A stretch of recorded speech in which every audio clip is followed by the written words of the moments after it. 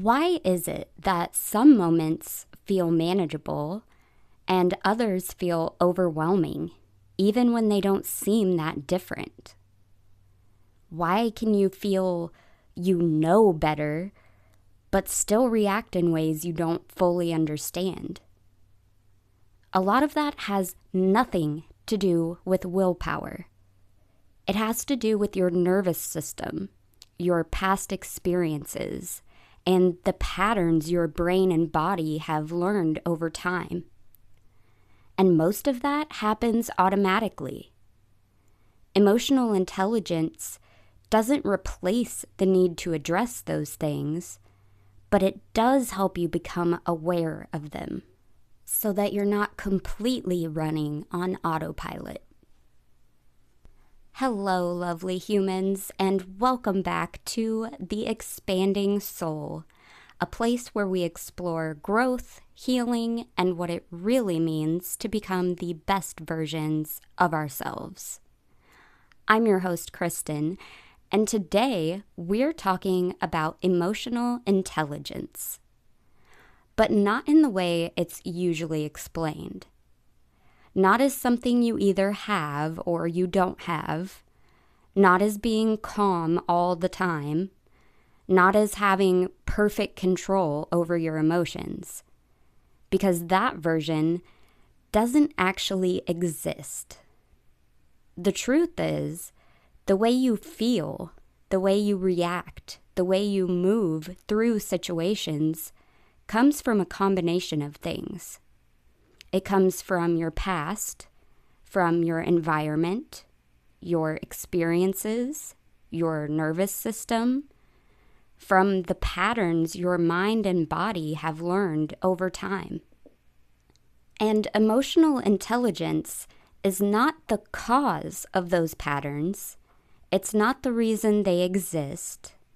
What it is a set of skills that helps you understand what's happening inside of you emotionally and what's happening in the people around you.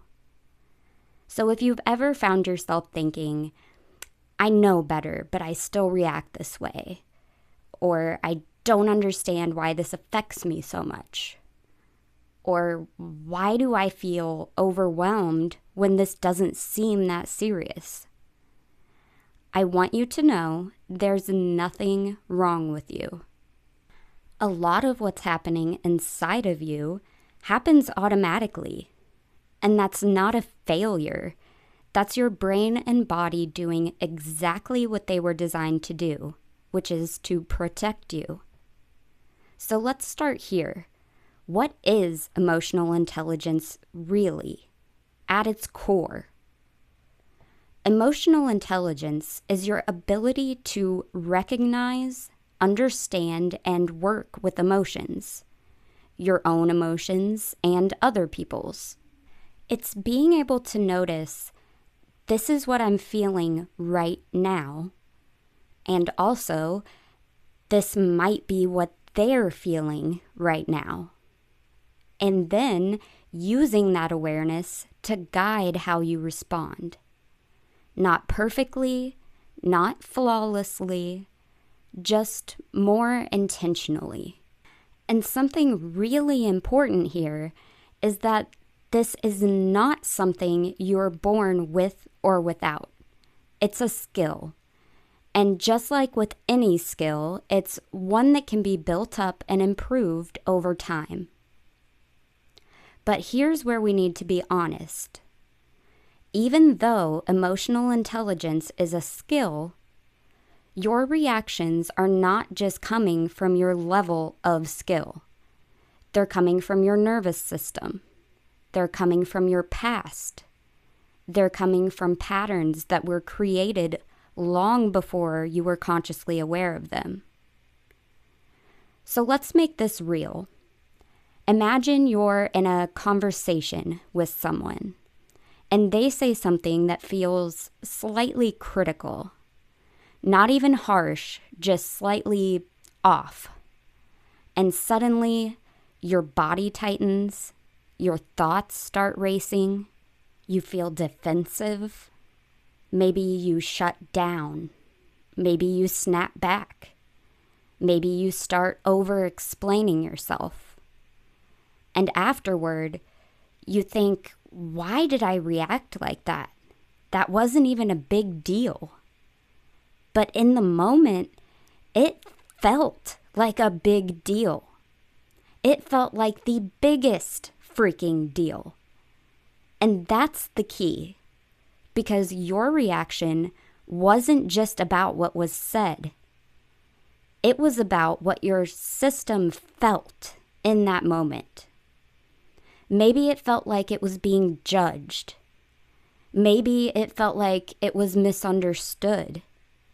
Maybe it felt like it wasn't enough. And those feelings usually don't start in that moment, right? They come from something earlier, something your system learned through experience, and something that will still take you time to unlearn. Using and building your emotional intelligence is just one of the tools you can use while you try to unlearn them. So when we talk about emotional intelligence, we're not talking about removing those reactions. We're not talking about shutting them off. We're not talking about becoming someone who never gets triggered. We're talking about learning how to notice what's happening while it's happening. Because without that awareness, everything stays automatic. Feeling, reaction, repeat. But with awareness, even just a little bit, something starts to change. You create space. And that space is where you begin to have a choice. Now, I want to walk you through a few core parts of emotional intelligence. Not in a clinical way, but in a way you can actually recognize in your own life. The first is self-awareness. This is your ability to notice what you're feeling in real time. Not after the situation is over, not once you've calmed down, but in the moment. I know this may sound simple, but it's really not something that most people are used to doing. Most people feel something and immediately move into reaction. So self-awareness might look like this. You feel your chest tighten. You feel your heart start to race. And instead of immediately reacting, you pause. And you ask yourself, what am I feeling right now? And maybe the first answer is vague. Bad, off, uncomfortable. But if you stay with it, it becomes clearer. I feel anxious. I feel hurt. I feel dismissed. And something really interesting happens when you do that, when you name what you're feeling. It actually reduces the intensity of it because you're bringing it into awareness. The second part is self-regulation. And this is where a lot of people get it wrong because they think this means controlling your emotions or pushing them away. But that's not regulation, that's suppression. Regulation is being able to feel something without immediately acting on it. So instead of feel anger, then react instantly, it becomes feel anger, notice it, stay with it, then choose what to do. And that gap, even if it's small, it changes everything. The third part is social awareness. This is your ability to recognize what's happening emotionally in other people, to notice tone, facial expressions, energy shifts, to sense when something feels off, even if nothing has been said directly. And this is where empathy comes in. Being able to understand someone else's emotional experience without immediately judging it or trying to fix it. And the fourth part is how you respond in relationships, how you communicate, how you handle conflict, how you show up with other people. So when you bring all of this together, emotional intelligence becomes less about control and more about connection. Connection to yourself and connection to others. Okay, so let's bring this back to something practical, because all of this only matters if it shows up in your actual life. Let's walk through a real moment. Say you're in the middle of a text conversation with your best friend. They take longer than they usually do to respond, and you notice that your mind starts going. Did I say something wrong? Are they upset? Are they ignoring me? Your body starts feeling uneasy. Your thoughts start spiraling. And the urge is to react. Maybe you send another message. Maybe you withdraw. Maybe you start overthinking everything. Emotional intelligence doesn't stop that reaction from starting, but it can step in here. You pause. You notice, I feel anxious. You recognize my mind is trying to fill in the gaps. You get curious. This sounds familiar. And instead of reacting immediately, you wait. That's it. That's the shift. And it might not seem like a big deal, but those small moments are what change patterns over time. Because every time you respond differently, even slightly, you're teaching your system something new. And this connects to something we've talked about before, about your internal state. Because a lot of people try to change their state by forcing positivity, by trying to think better thoughts, by ignoring what they feel. But real change doesn't happen that way.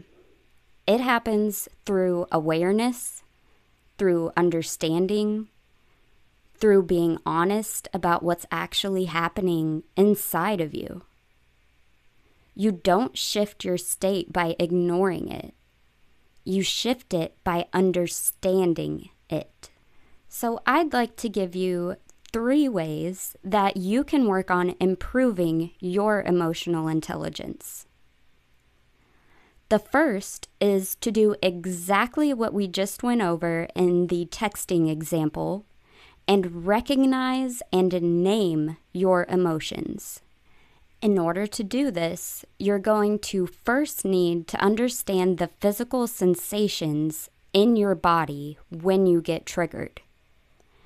You can do this by doing a quick reflection and thinking back to times when you got triggered in the past. Do you remember your chest feeling tight? Or maybe your heart starts to beat quickly or feel like it's beating really hard? Maybe you could feel butterflies in your stomach, or maybe even a huge rush of adrenaline as you prepare to defend yourself. There are no right or wrong answers here. These are simply your automatic physical responses. Once you can remember what your body felt like at those moments, you can look out for those feelings moving forward. And when you do ultimately get triggered again, you'll recognize that your body is feeling triggered, and you'll know to take that time to pause and analyze your emotions. Whenever you figure out what it is you're feeling, call it out. Tell yourself, I'm currently feeling this emotion because of this external trigger. And instead of reacting, pause the situation. If you're in a situation that isn't easy to stop and come back to later, I don't usually condone lying, but in this case, a little white lie is better than you overreacting and jeopardizing something important to you. So if you're with a friend, just say, "My bad, girl. I forgot I told my mom I'd take her to the grocery store and she's texting me. Can we rain check?" Or if you're at work, even say, "I'm so sorry. I really have to pee. I'll be right back." And then take 5. Go in the bathroom and put your hand over your heart. Recognize what you're feeling and reset. Tell yourself you will put the trigger on pause for 24 hours. And if in 24 hours you still feel upset by it, you'll be coming from a better place where you can communicate it appropriately. And as I'm saying all of this, believe me, I 100% realize this is easier said than done. I'm still working on all of this too. And there will be times when we aren't able to fully utilize the pause, when we will unintentionally react. And that's okay. That's how we learn, how we grow, and how we retrain our nervous system. Progress over perfection, friends. The second way to improve your emotional intelligence is to ask for feedback. This is a way to do kind of an audit on your emotional intelligence. Ask your friends, coworkers, family to tell you what they think your emotional intelligence is. You can ask them to tell you how they think you deal with difficult situations, or tell you how empathetic you are, or how you handle conflict. And take what they say as a good thing, no matter what they may say. Because even if they say you're not doing as well as you want to be doing, this is an opportunity to understand how others are perceiving your actions. It's an opportunity to learn and improve. The third way to improve your emotional intelligence is to read literature. I know, I was a bit surprised by that one too. But the logic makes sense. If we read different stories about different people from different perspectives, we increase our ability to empathize with people we may not have much in common with. The more we can empathize with others, the more we can understand our own emotions too. And if you aren't a reader, there are other ways you can do this, like watching movies or TV shows or listening to audiobooks. Do whatever you enjoy. Just increase the amount of different perspectives in your life. So as we start to close this episode out, I want you to think about this. Imagine a version of you who can feel things deeply without being completely overwhelmed by those feelings. Who can notice what's happening inside without immediately reacting. Who can pause, even just for a moment, and choose how to respond. That's not a different person. That's a skill. And like any skill, it can be built with time. You are not just your reactions. You are not just your patterns. And you are not expected to override everything your system has learned overnight. But the more you notice, the more space you create. And the more space you create, the more choice you begin to have. Emotional intelligence isn't about controlling yourself perfectly. It's about understanding yourself deeply enough to move through life differently. So the next time you feel something strongly, instead of immediately trying to fix it or avoid it or react to it, just notice it. Even if it's messy, even if it doesn't make sense yet, even if you still react the same way. That moment of noticing, that's where everything starts to change. If this episode made you reflect on something, if it helped you understand yourself in even a slightly different way, that matters more than you think, because awareness is where growth begins. So if this resonated with you, I'd really love for you to be a part of this space. You can follow or subscribe to The Expanding Soul so you don't miss future episodes. And if you know someone who's been struggling with their emotions or trying to understand themselves on a deeper level, feel free to share this episode with them. You never know what might click for someone else. And if you feel called to, leaving a review or rating really does help this podcast reach more people who might need to hear these kinds of conversations. I'm really grateful that you're here with me today, and I'll continue showing up to create a space where you can feel seen, understood, and maybe even a little more connected to yourself each time you listen. Take care of yourself, and I'll talk to you in the next episode. Bye.